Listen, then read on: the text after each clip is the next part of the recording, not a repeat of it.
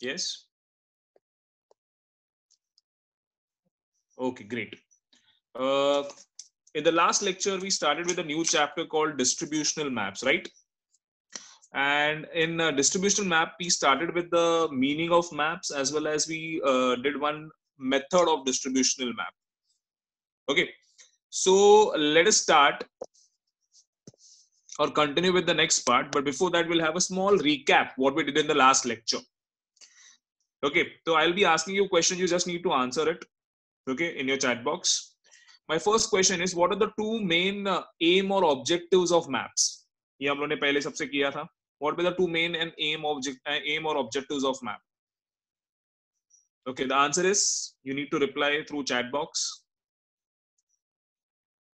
Yes, to show location as well as to show the distribution of variables. ये दो चीज था, to show location and to show distribution of variables. Okay, ये मेरा पहला question था. सेकंड क्वेश्चन है, we cannot show variables on the map without dash. ये मेरा सेकंड क्वेश्चन है, we cannot show variables without statistical data. Without statistical data, ये answer आना चाहिए. ठीक है, स्टैटिस्टिकल डेटा के बिना हम लोग वेरिएबल्स, हम लोग पॉपुलेशन नहीं बता सकते, हम लोग रेनफॉल नहीं बता सकते, तो स्टैटिस्टिकल डेटा होना बहुत जरूरी है. And which are the three methods which we are learning in this chapter?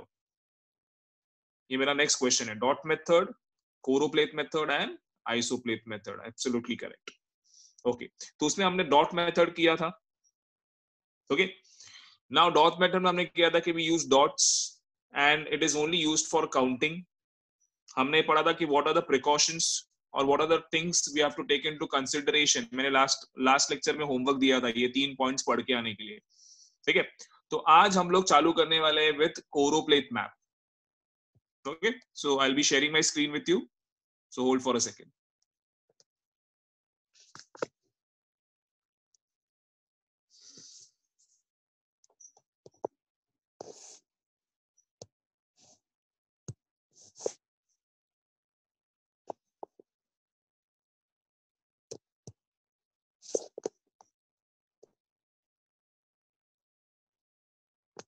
Okay, so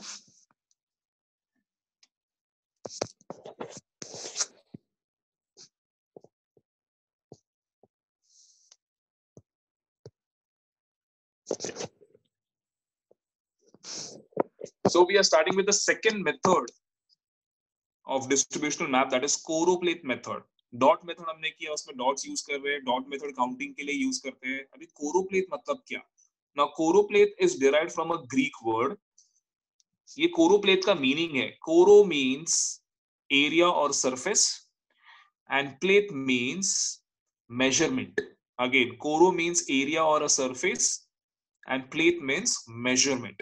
Means you present a area on a map with the help of measurement and you show the map with the help of different shades and tints. ठीक है, जैसे कि यहां पर दिख रहा है, देखो राइट हैंड साइड में. If you see these two maps, these maps are shown with the help of different shades of one color. ठीक है, ऊपर वाले मैप में आपको दिख रहा है कि इट इज पिंक कलर और उसके डिफरेंट शेड्स है. तो जब ऐसा मैप दिखेगा ना आपको, तो इसको बोलते हैं कोरोप्लेट मैप. क्या बोलते हैं? कोरोप्लेट मैप. ओके, तो कोरोप्लेट मैप में कैसा, डॉट में डॉट यूज कर रहे हैं, इधर एक कलर यूज कर रहे हैं और उसके डिफरेंट शेड्स यूज कर रहे हैं. और उसका भी एक रीजन है कि वो एक कलर के डिफरेंट शेड्स क्यों है. ओके, नेक्स्ट थिंग है, in this method the data is used of different variable is obtained from measurement or surveying. मतलब मैंने बोला था ना, स्टैटिस्टिकल डेटा के बिना हम लोग मैप बना ही नहीं सकते. तो यहाँ पर जब मैप में यूज होता है, अभी यहाँ पर कौन सा मैप, अगर आप ध्यान से देखेंगे तो it is called as density of population. Dot method में डिस्ट्रीब्यूशन ऑफ पॉपुलेशन था, इधर कौन सा है? Density of population. What is density of population sir? Distribution of population समझा, एक एरिया में कितना पॉपुलेशन है काउंट करके हो गया. डेंसिटी ऑफ पॉपुलेशन मतलब क्या है, मैं बता देता हूँ. एक स्क्वायर किलोमीटर में कितने लोग रहते हैं उसको बोलते हैं density of that area. 1 square kilometre में कितने लोग रहते हैं उसको बोलते हैं डेंसिटी. ठीक है, तो उसको बोलते हैं डेंसिटी ऑफ पॉपुलेशन. कहीं कहीं पे 1 स्क्वायर किलोमीटर में 400 लोग रहते हैं, कहीं कहीं 1 स्क्वायर किलोमीटर में सिर्फ 20 लोग भी रहते हैं. It depends on the area. ठीक है। So density changes according to the area, area जितना डेवलप्ड उधर आपको ज्यादा डेंसिटी दिखेगा, एरिया जितना अनडेवलप्ड उधर कम डेंसिटी दिखेगा। तो यहाँ पर लोग डेंसिटी ऑफ पॉपुलेशन का बात कर रहे हैं, ठीक है। और कौन से डिस्ट्रिक्ट का बात कर रहे हैं, again Amravati, okay. Next one is, अच्छा अभी जैसा डॉट मेथड में था, the smallest and the largest value is taken into consideration while making the map। अभी आपको अगर मैप में ध्यान में देखें तो मैप में लेफ्ट हैंड साइड में आपको इंडेक्स दिख रहा है, देखो ना कलर्स दिए और कलर्स के बाजू में हर एक को वैल्यू दिया है, ठीक है। जैसे कि देखो सबसे पहला है डार्क पिंक, उसको 400 दिया है, मोर देन 400, और सबसे लास्ट है लाइट पिंक जिसको लेस देन 100 दिया है। तो every shade is represented with a value, ठीक है। तो 5 to 7 classes are made, 5 to 7 classes, ये क्लासेस क्या है यहाँ पर आपको दिख रहा है इंडेक्स में, तो आपको शेड्स दिख रहे हैं ना, डार्क शेड, फिर उससे थोड़ा लाइट, फिर उससे थोड़ा लाइट, फिर उससे थोड़ा लाइट। तो ये देखो ना, आपको इसको बोलते हैं क्लासेस, इसको इंडेक्स भी बोलते हैं और क्लासेस भी बोलते हैं। तो 5 से 7 क्लासेस, मतलब उससे ज्यादा हम लोग नहीं कर सकते, ठीक है। 5 या 7, कभी कभी 3 भी होते हैं, क्योंकि 5 और 7 से ज्यादा नहीं कर सकते, बिकॉज वो कलर के कितने शेड्स है, फिर कंफ्यूजन होगा, ठीक है। तो कंफ्यूजन नहीं होना चाहिए, तो 5 क्लासेस या 7 क्लासेस ही लेते हैं, दैट इज इंडेक्स। और हर एक क्लास को एक वैल्यू दिया रहता है, जैसे कि डार्क वाले को दिया है 400 और सबसे लाइट वाले को दिया है लेस देन 100। अच्छा, choropleth map is not only shown with colours and shade, it is also showed in a black and white pattern. आपको नीचे वाला मैप दिख रहा है वो ब्लैक एंड व्हाइट है, तो कोरोप्लेट मैप ऐसा भी दिखता है, जिसमें से ब्लैक एंड व्हाइट यूज करते हैं, ठीक है, और उसके शेड्स को यूज करते हैं। तो आइदर इट इज कलर्स और either it is black and white all together. And the last point is the shades and the pattern becomes darker with increasing values। जैसा जैसा वैल्यू बढ़ेगा वैसा वैसा शेड डार्क होता है, ये उसका हिंट है। तो हमेशा याद रखना, जिधर डेंसिटी ऑफ पॉपुलेशन एकदम ज्यादा है वहां पर शेड डार्क रहेगा, और जिधर डेंसिटी ऑफ पॉपुलेशन एकदम कम है वहां पर शेड कम रहेगा, दैट इज लाइट, ठीक है। तो जितना, अभी सिंपल है, higher the value darker the shade, lower the value lighter the shade, simple। higher the value darker the shade, lower the value lighter the shade, ठीक है। तो ये था कोरोप्लेट मैप। कोरोप्लेट मैप ऐसे दिखता है। कोरोप्लेट मैप में हम लोग काउंटिंग वाला यूज नहीं करते जैसा हम लोग डॉट मेथड में कर रहे हैं। यहाँ पर कैसे है कि we use density of population, production per unit, ठीक है। प्रोडक्शन पर यूनिट हम लोग ये मैप में बता सकते हैं, डेंसिटी ऑफ पॉपुलेशन बता सकते हैं, डेंसिटी ऑफ कैटल पॉपुलेशन बता सकते हैं। तो इस मेथड्स के लिए ये मैप यूज किया जाता है, ठीक है। और ये मैप्स है ना, ट्रस्ट मी, मैंने जो डॉट मेथड के बारे में बताया था, कोरोप्लेट के बारे में बताया था, this maps are used in a practical way. आपका जो म्युनिसिपल कॉर्पोरेशन है, अपने एरिया का जो म्युनिसिपल कॉर्पोरेशन है, if they want to develop a place, if they want to have some information about the area, they use this maps, trust me. तो ये maps ऐसा नहीं कि आप लोग सिर्फ टेक्स्ट बुक में पढ़ रहे हो, ये मैप्स इन रियल यूज होता है, choropleth as well as dot method. अभी कोरोप्लेट मेथड का हमने पूरा पैटर्न पढ़ लिया है। अब कोरोप्लेट मेथड का भी एक्टिविटी, याद है हमने डॉट मेथड का एक्टिविटी किया था, एक मैप लिया था और उसके ऊपर क्वेश्चंस पूछे थे, उसके आंसर्स निकाले थे, वैसे ही कोरोप्लेट के भी है। तो कोरोप्लेट मैप अभी रहेगा और आपको क्वेश्चंस है उसके आंसर करने हैं। तो you need to read the map and you have to answer the questions, ठीक है। आंसर मैं देने वाला हूं, बट आप मन में आंसर देना, राइट रहेगा तो बहुत अच्छा है, और आप लिख भी लेना क्वेश्चन के आंसर्स, ठीक है। This is on page number 3, ये पेज नंबर 3 पे है, तो आप इसके आंसर्स लिख लेना। यही मैप है सेम जो हमने लास्ट टाइम लिया था, अमरावती डिवीजन का मैप है, इसके बेस्ड अपने को क्वेश्चन पूछा है। तो मैं आपको एक्सप्लेन भी करूंगा कैसे पढ़ना है और कैसे आंसर देना है। सबसे पहला क्वेश्चन दिया है, name the talukas having population density between 301 to 400 person per square kilometre. तो सबसे पहला आपका नजर इंडेक्स में जाना चाहिए। इंडेक्स में देखो कि 301 से 400 का कौन सा शेड दिया है, ठीक है। जब आपने इंडेक्स में नीचे देखा ना, इंडेक्स है मैप में, वो इंडेक्स में आपने देखा 301 to 400 का जो शेड है, फिर वो शेड को मैप में ढूंढो, ठीक है। अभी अगर वो शेड अगर मैं मैप में देख रहा हूं, तो मुझे, आप जूम करके भी देख सकते हो, अगर आप देखेंगे द प्लेस इज अंजनगांव सुरजी, एक ही जगह है जो 301 से 400 के बीच में आता है, ठीक है, थोड़ा ध्यान से देखना, नहीं तो आप कंफ्यूज नहीं सर और जगह आ रहा है, ये भी शेड है, थोड़ा ध्यान से देखना, क्योंकि वो शेड्स का क्या है, जो कलर शेड्स है वो थोड़ा सा एक दूसरे से मैच होता है, थोड़ा ध्यान से देखना पड़ेगा आपको। तो आंसर आता है अंजनगांव सुरजी। ठीक है, यहाँ पर the density of population is 301 to 400 person per square kilometre. ठीक है, ये था पहला question. I hope you understood. What is the density of Amravati taluka? अभी पहला मैप में देखो अमरावती तालुका, फिर अमरावती तालुका का शेड देखो। अगर आप शेड देखेंगे तो सबसे डार्केस्ट है अमरावती तालुका। तो अभी आप इंडेक्स में देखेंगे तो सबसे डार्केस्ट का वैल्यू क्या दिया है? The answer will be more than 400।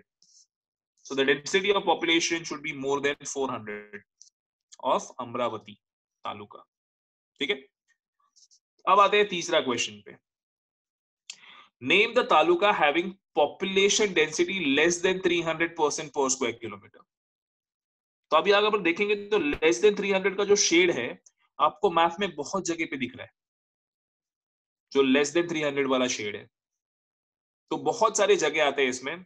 there are many places which are, or there are many talukas who are included in this. The talukas which are included over here are, the first one is Dharini, next one is Chikaldhara, next one is Daryapur, next one is Chandur Bazar, next one is Morshi, next one is Varud, Tivsa, Damangaon Railway, and there are many more, but मैंने सब prominent वाले लिए। तो there are many places जहां पर density is less than 301, मतलब यहाँ पर 300 लोग से कम रहते हैं 1 स्क्वायर किलोमीटर में। ठीक है, क्यों सर ऐसा इधर क्यों कम है? इसका रीजन है देयर इज लाइक डेवलपमेंट का प्रॉब्लम होगा, या यहाँ पर माउंटेनस एरिया हो सकता है। ठीक है, तो ये सब रीजन की वजह से यहाँ पर डेंसिटी कम है। ओके, तो ये था थर्ड क्वेश्चन का answer. If you want to write, I will give you like 30 seconds to write the places of the third question if you want. So I'll wait for 30 seconds, then we'll continue. तो ये था 3 question ये map related.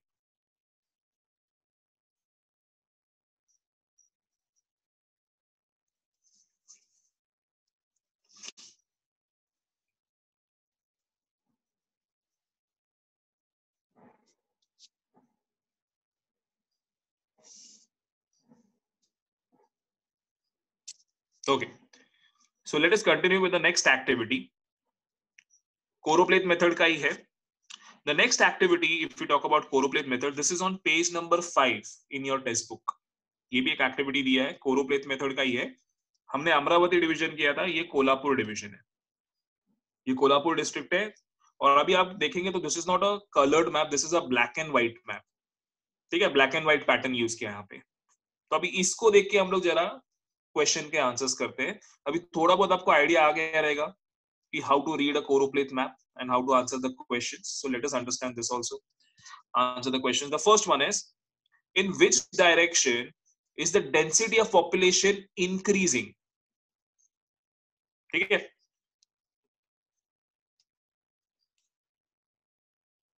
okay.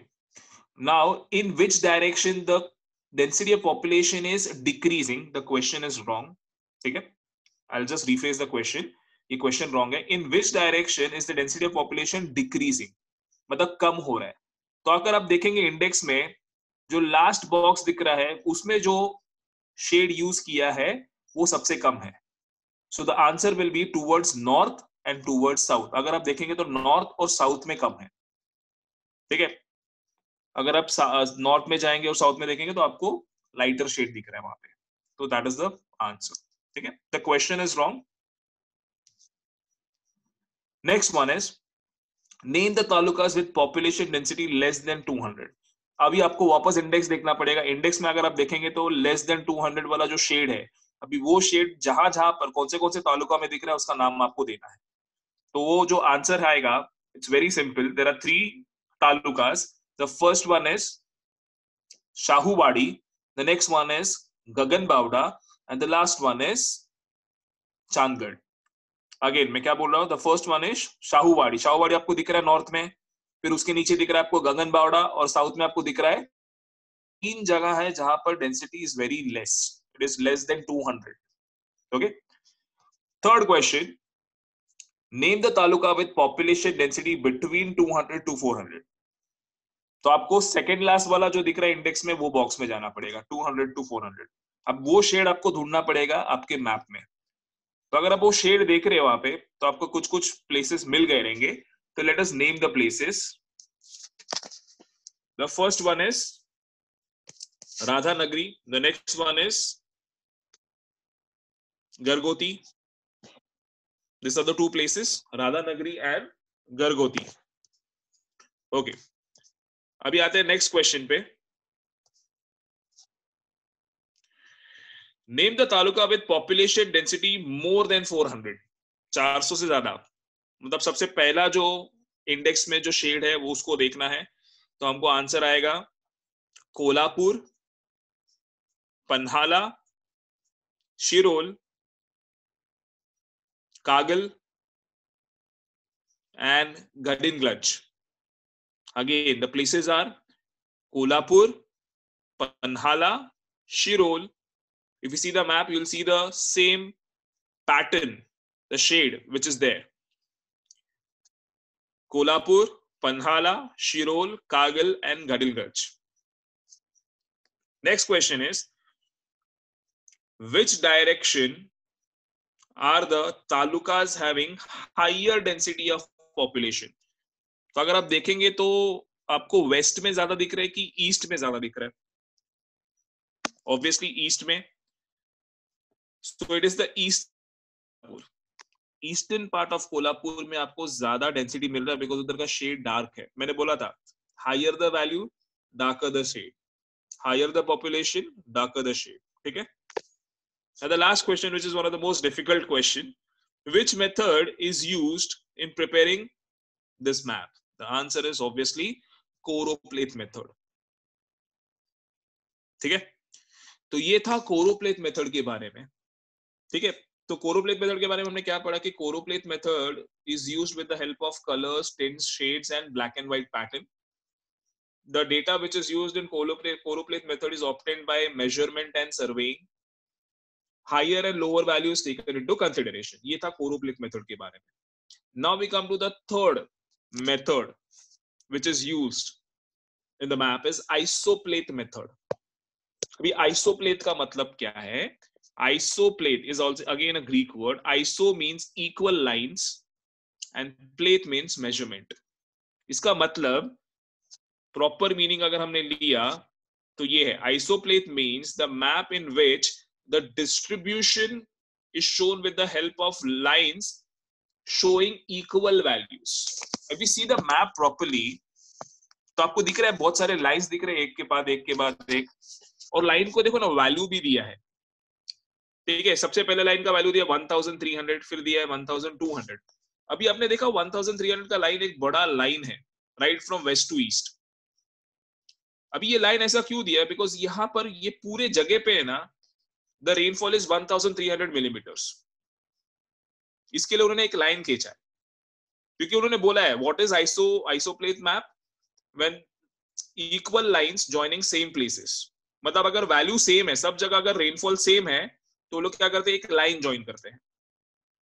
Suppose for example temperature in Rajasthan, temperature in Maharashtra and temperature in Karnataka are same.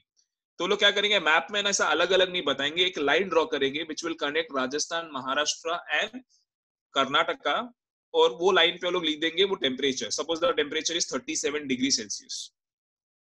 समझा? तो ऐसा होता है isopleth map, where they join the places having same value with a line. Again where they join the places having same value with a line, that's what is called as isopleth map. Okay. आपने यहाँ पर देखा देखो तो यहाँ पर देखो 1300 है, फिर 1200 है, 1100 है, 1000 है। तो कैसा कैसे देखो वैल्यू नीचे जा रहा है, बट उन्होंने लाइन बना के रखा है कि ये पूरे एरिया में इतना रेनफॉल हो रहा है। ठीक है। ये कौन सा मैप है? ये रेनफॉल वाला मैप है। अच्छा, अभी आइसोप्लेथ के ना बहुत सारे टाइप्स भी है। For example first one is isobar. Isobar is used to show temperature, sorry air pressure. Isobar is used to show air pressure. Next one is isoheights, is used to show rainfall. अभी ये कौन सा map है? ये isoheight वाला map है जो हम लोग देख रहे हैं, बिकॉज इसमें रेनफॉल दिखा रहे हैं। Next one is isotherms, used for temperature. ठीक है। Next one is isohalines which is used for salinity. ठीक है, ये मैप हम लोग को चैप्टर नंबर 6 में दिखेगा, जिसमें उन्होंने सैलिनिटी दिखाया, तो वो भी एक आइसोप्लेट मेथड वाला मैप है। Now if you talk about isoplate, variables like temperature and rainfall is shown, because इसमें कैसा है कि we cannot count rainfall, we cannot count temperature, we cannot count air pressure, और कैसा ना rainfall सब जगह अलग अलग नहीं होता है, कॉमन भी होता है। टेम्परेचर सब जगह अलग नहीं होता है।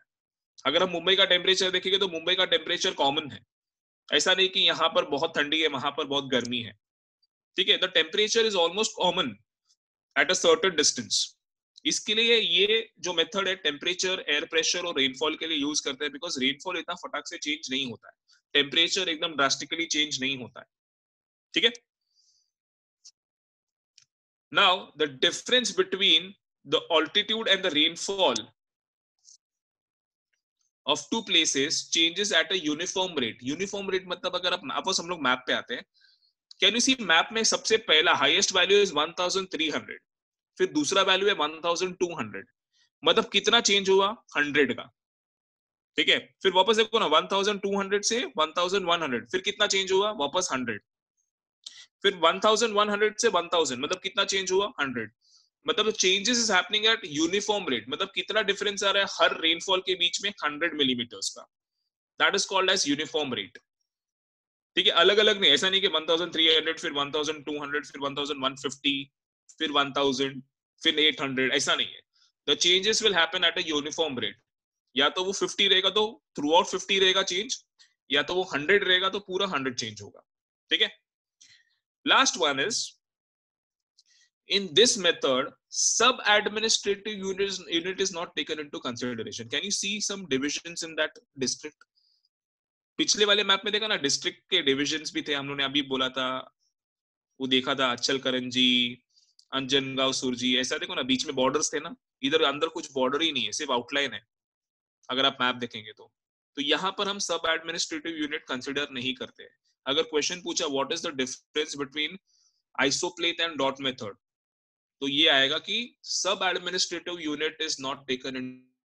और एक डिफरेंस है, the difference between isopleth and dot method as well as choropleth. Isopleth में और कोरोप्लेट में, सॉरी डॉट मेथड और कोरोप्लेट में ना आप देखेंगे ना तो मैप के अंदर वैल्यूज नहीं दिया है, इंडेक्स में वैल्यू दिया है डॉट मेथड में और कोरोप्लेट में, एक बार वो मैप देख लेना।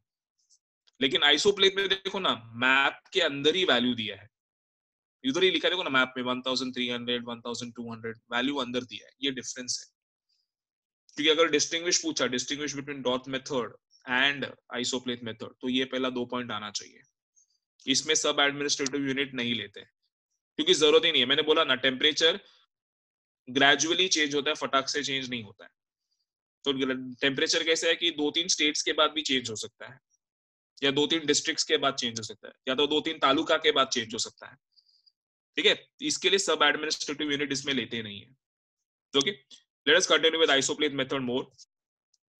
Now if you talk about isopleth method, हम लोग को 3 चीज, ये मैप देख के 3 चीज सीखने को मिलता है, या 3 चीज का इंफॉर्मेशन मिलता है। सबसे पहला इंफॉर्मेशन ये मिलता है कि if the lines are closer to each other, अगर लाइन एक दूसरे के पास है, ठीक है, then the change in the variable is steep.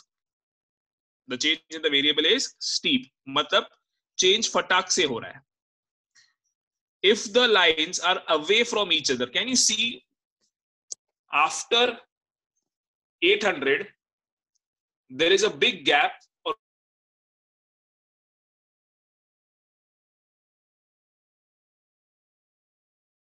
100 millimetre ही था, फिर बाद में वापस 900 पे आ गया। ठीक है, इफ यू सी आपको दिख रहा है ना 1300 है, फिर 1200 है, फिर 1100 है, फिर 1000 है, फिर 900 है, फिर 800 है, फिर बीच में बड़ा गैप है, फिर बाद में देखो ना ईस्ट में एक लाइन दिख रहा है, मतलब यहां से यहां तक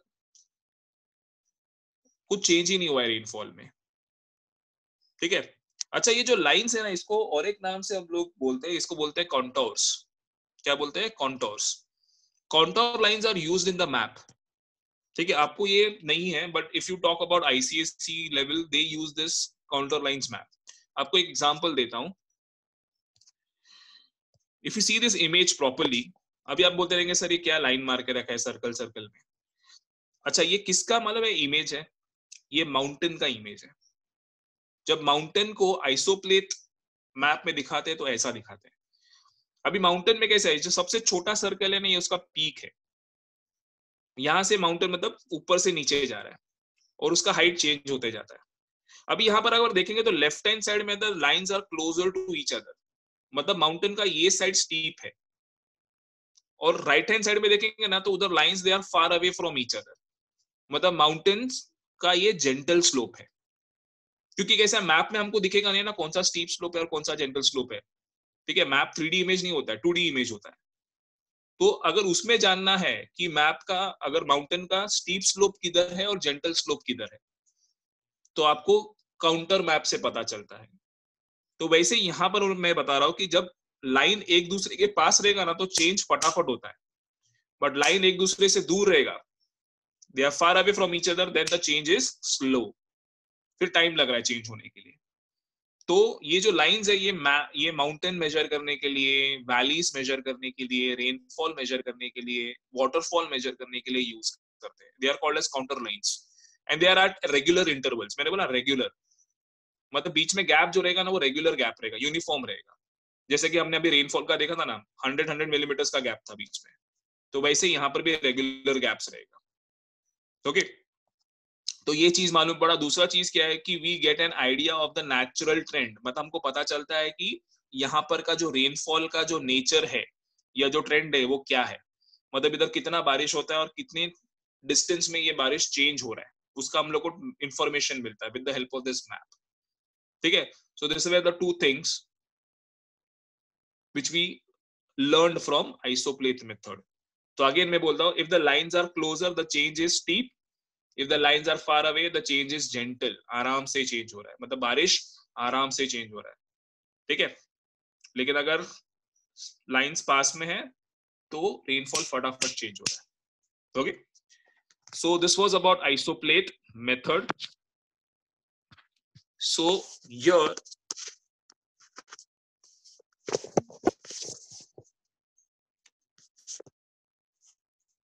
I'll end this part over here.